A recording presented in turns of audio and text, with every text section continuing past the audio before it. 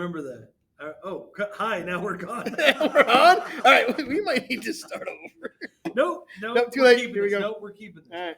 Hi, everybody. Welcome back. And today we are talking about rockets, more rockets, and that little thing in the middle. Yeah. Looking at that picture right now, one of these things is not like the other, and the other two are really just the same, only one's bigger.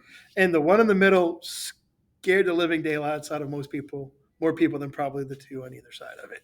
So the left one is a V-2 rocket designed by the Nazis. The one on the right is a Saturn rocket designed by the Nazis.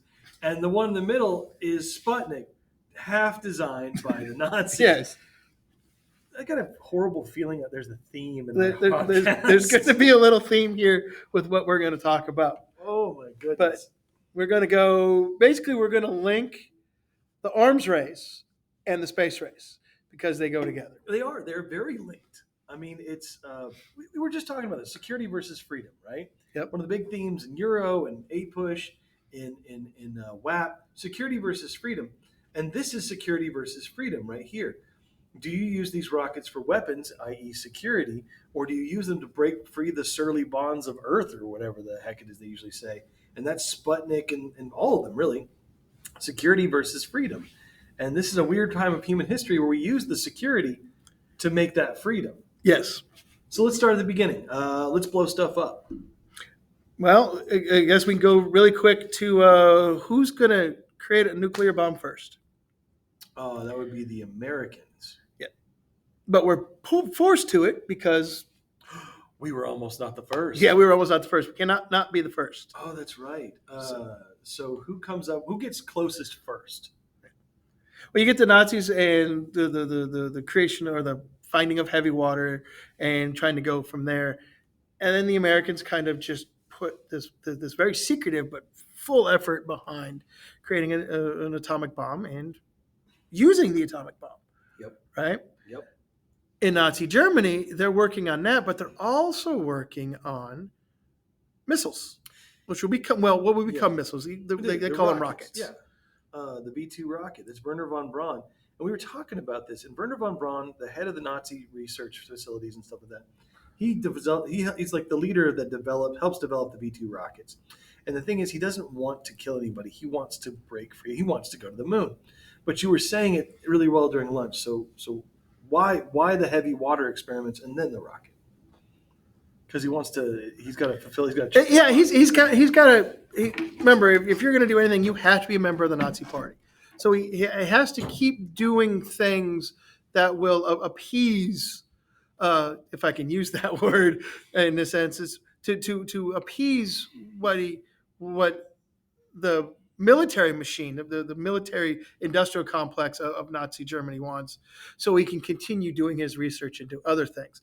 The rocket on the left, the V-2, right, becomes that Saturn rocket that's going to put us on the moon and beyond in a couple decades. But he's got to be able to keep getting that funding because, as we all know, if you disappoint the Führer, you disappear. You're no longer you have to you have to check these boxes. It's like if we don't put in attendance, they're going to make us disappear. Yeah.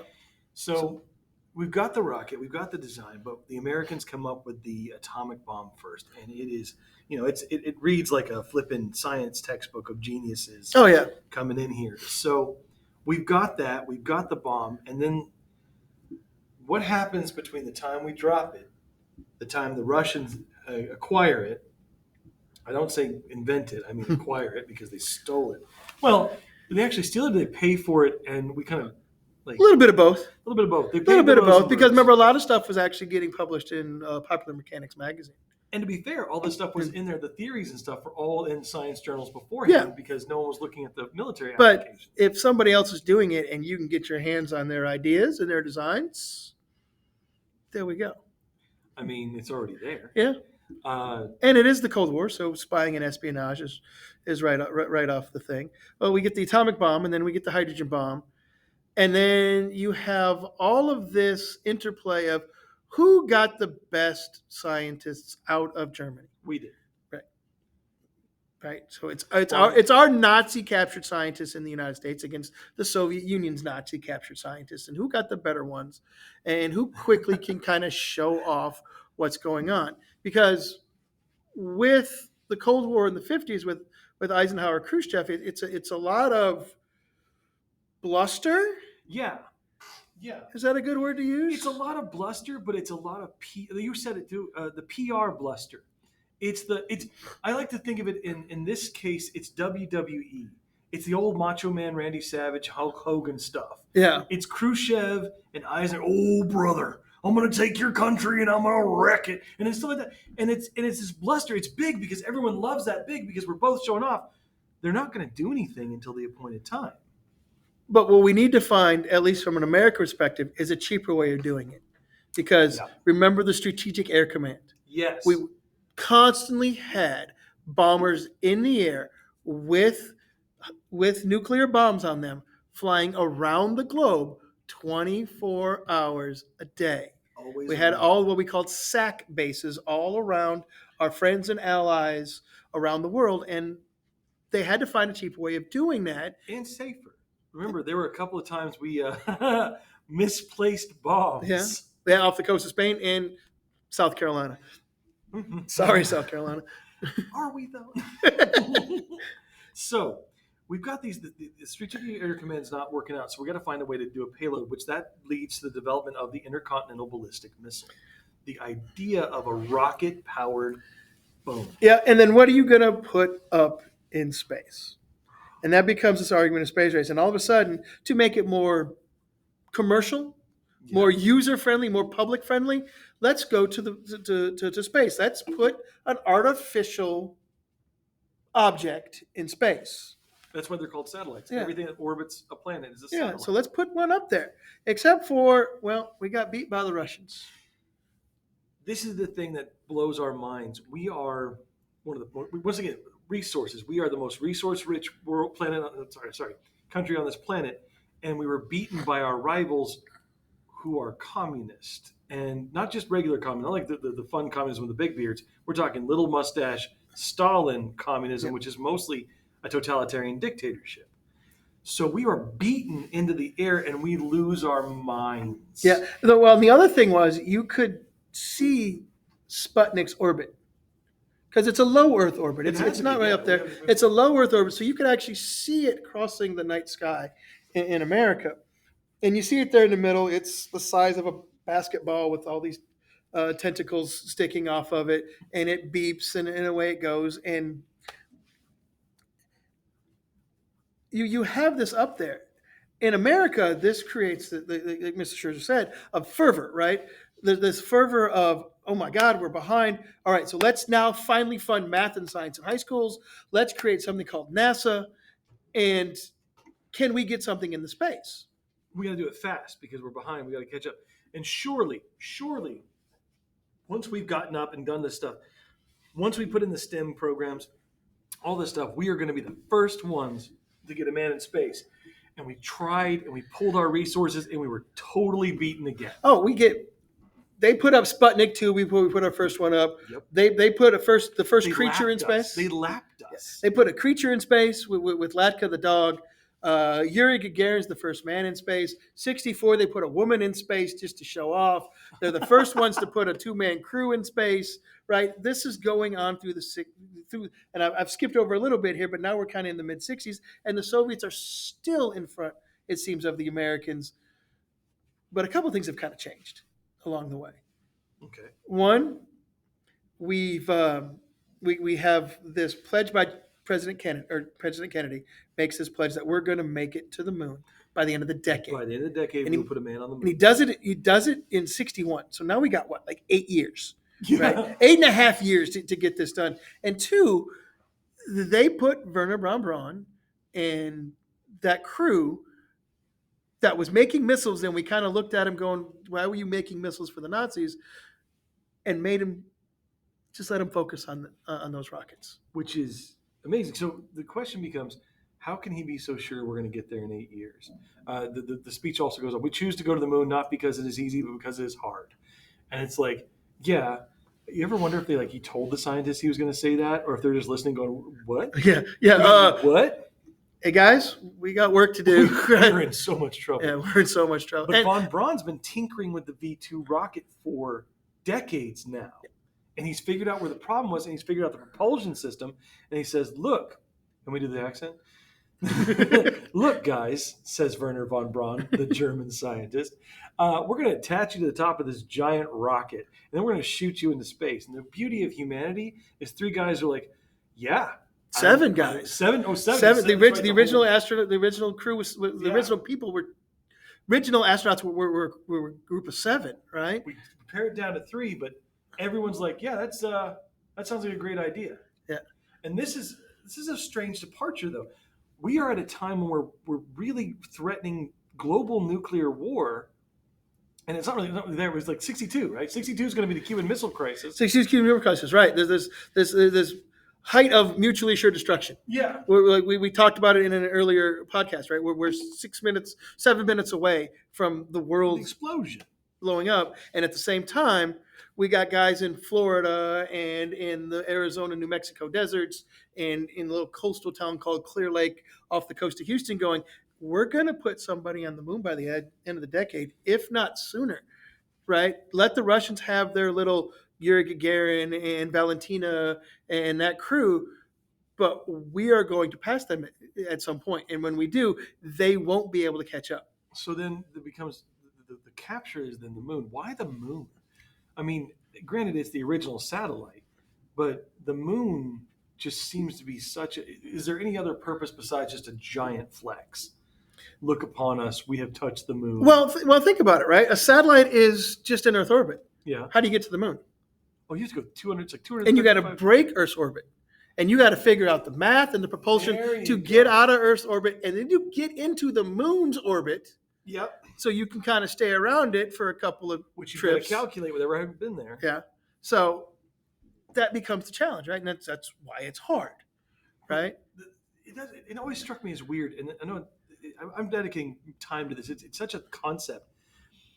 Not only, here we go. So we hopefully, guys, hey guys, Neil, Michael, Buzz, we hopefully have got you enough fuel to A, get you past the atmosphere, B, the right trajectory, C, enough to land on the moon, D, enough to get off the moon, and hopefully you won't die on the way back in. We are not going to guarantee any of this. And this is our 11th attempt at it. This is our 11th try. Because Apollo, well, technically 10, because Apollo 1 was... it was a test flight. Was the accident on the launch pad where the the three astronauts got burnt in the fire inside the capsule. That became that wasn't supposed to be Apollo 1. It becomes Apollo 1. So we're actually talking about 10, right? So it's not any different than what's going on right now. They're talking about orbiting the moon by the end of 2024. Well, okay, that's Apollo 8. Mm-hmm. Right, that's Jim Lovell and Apollo 8 going around Christmas time, right? Around Apollo 8. They have the coolest mission patch there is, because there's the Earth, there's the moon, and in between is the figure 8. Right, yeah, Apollo 8. That's the coolest mission patch, from the Apollo missions, right? So they kind of know, but every time they do it, it's okay. We got it down, but do we got it down? Right? They got to do the safe stuff, right? Because at the same time, again, we're going back to the nuclear war part of it, right? We've actually started to talk about at least limiting the testing of nuclear weapons. Because we figured out how to put them on a missile, and we're going to launch them into space. And so we're going to have the nuclear test ban treaty signed in '63, right after the Cuban Missile Crisis, right? So late '62's Cuban Missile Crisis, nuclear test ban treaty '63, right? We're going to get all the nuclear nations together in the world to sign it. So we're talking about the United States, the Soviet Union, China, Great Britain, and France, but France doesn't sign it because it outlawed testing in the atmosphere, in outer space. Nobody's ever done it, but they wanted a little preemptive about it, and under the water, right? So if you wanted to test, you could still test underground. Yeah. Right? The French objected to the in the water stuff, so they didn't sign it till later on. But they're doing that at the same time. They're building these bigger, stronger missiles, and this is how they're showing off. Right, we're calling them rockets instead of missiles, but you can easily switch out the capsule for a warhead or 10. And they'll come in just a minute. The MIRV warhead will come later. So now we've got this. So it's really is sort of not just a hey, look what we can do with this fun thing, but it's like when we take military technology and bring it for consumer goods. It's very much that concept of this was used to kill, and now it's being used to serve. That's exactly what we do in the 60s, Yep. in the 70s, right? We're talking 3,000-4,000, if not more, products that are daily useful now that we use coming out of this 1960s space race, arms race. Velcro, just freeze dried stuff. The concept of doing a lot of these different things that would be useful in a space environment. Well, I've read somewhere and heard many times that there's more electronics and more technology and more whatever in a TI-84 than they had in the Apollo capsules. The Apollo capsules are not like you could fit the entire Apollo capsule mission on a floppy disk. Yeah. And that's the thing. We have blasted past that. Yeah. That is phenomenal.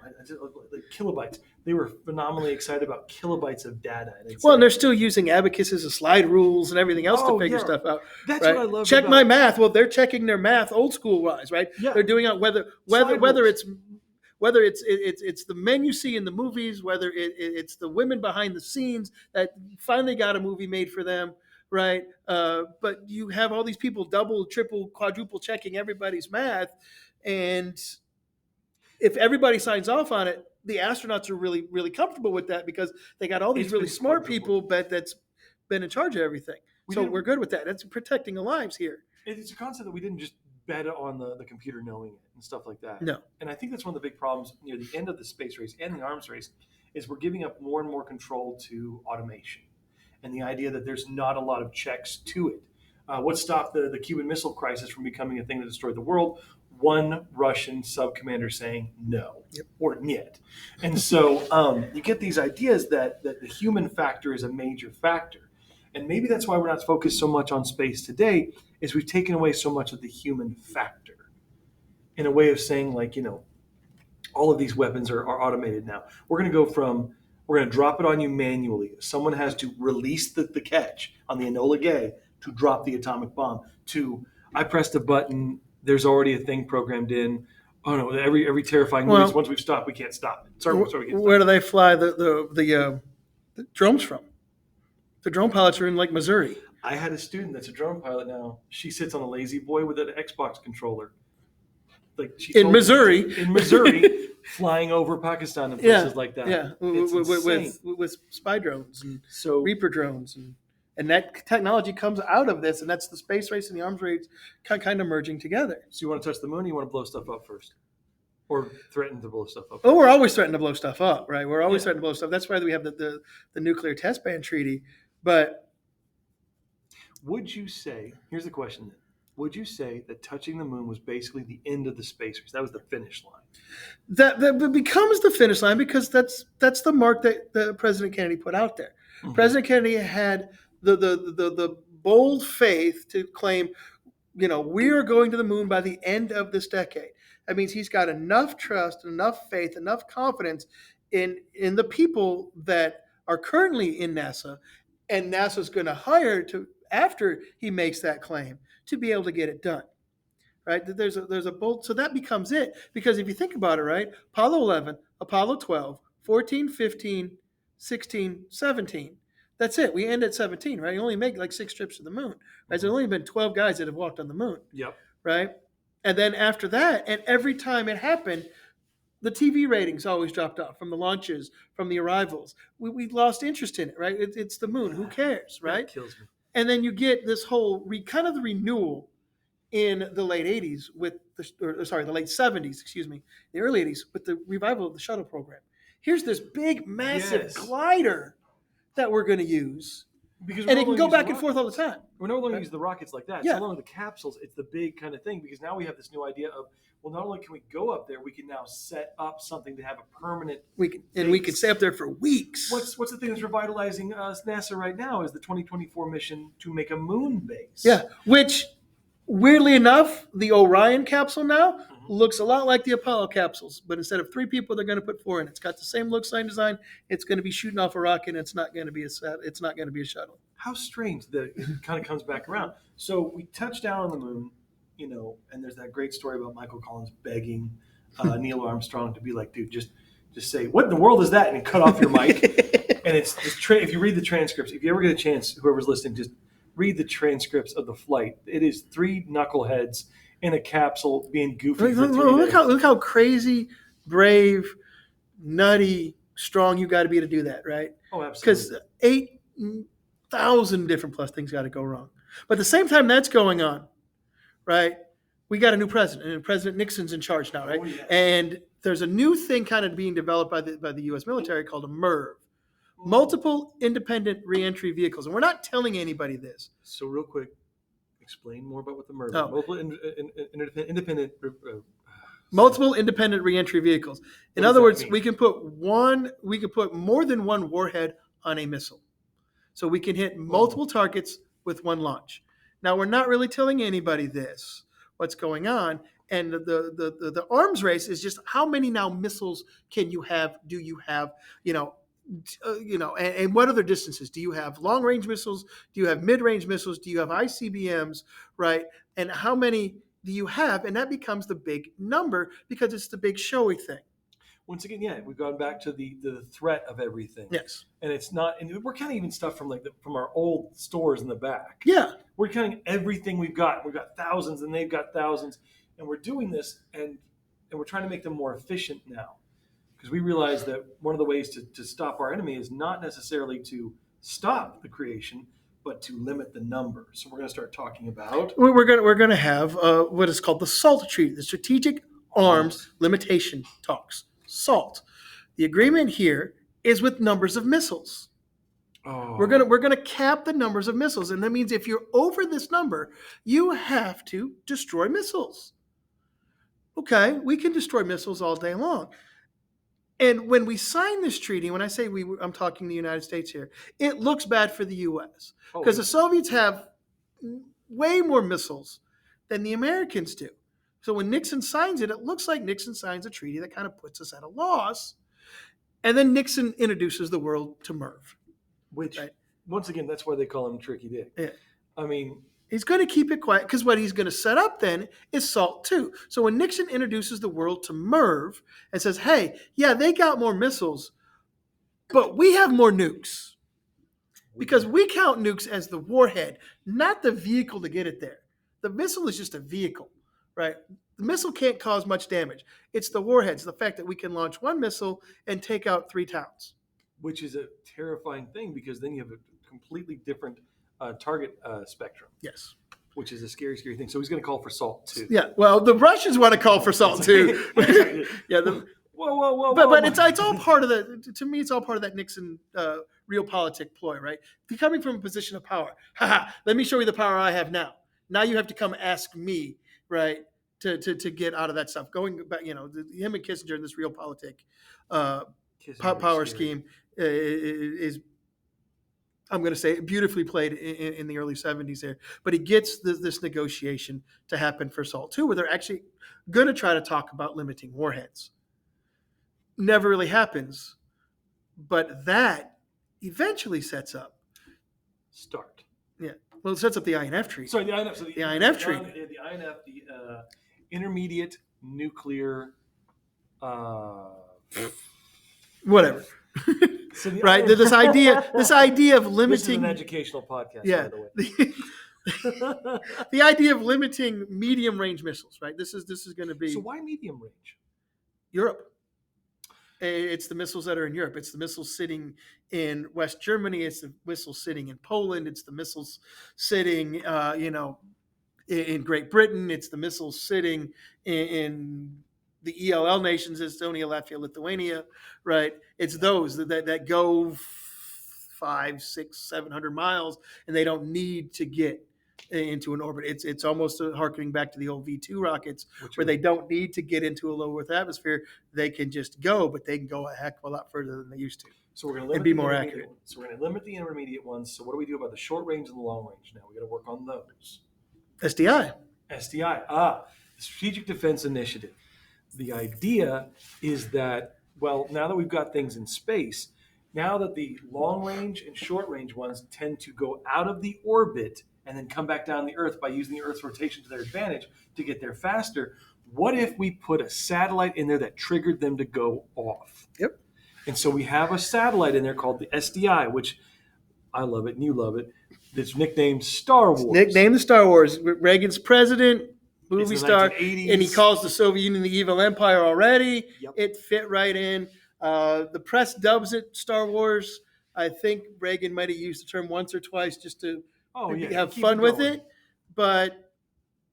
And it looks laughable in the 80s because it's really expensive.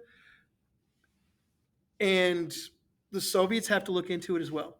They have to. We force their hand. Yeah. They can't not. And remember, the way to beat communism is to outspend them because they can't spend as much. And it's one of the things that leads to the downfall of the Soviet Union is they're spending almost hundreds of billions of dollars in U.S. money to try to figure out what the Americans are actually doing with this Star Wars program. And I don't think the Americans are doing as much as they're leading on, but they're playing it up that they are. And it sounds so weird and it looks so strange. And like I said, Reagan is okay with the press kind of mocking him a little bit, calling it Star Wars and playing up with it because the Soviets are buying it. And that's the thing. Once again, we've kind of gone back full circle to this posturing phase. We went from posturing to real competition to get there, and then we're trying to basically calm ourselves down with the INF treaties and the SALT talks and stuff like that. But now it's posturing again, because I think at this point America is now going for not necessarily the kill, but we are now back up to where we need to be. We are back on top, and now we're going to bring our biggest arsenal to bear, which is not missiles, it's resources. Yes. So once again, we can outspend you guys all day. We've got enough to spend on a dumb thing that we have made fun of. We have a joke flying above us that can target your missiles at a pretty good percentage.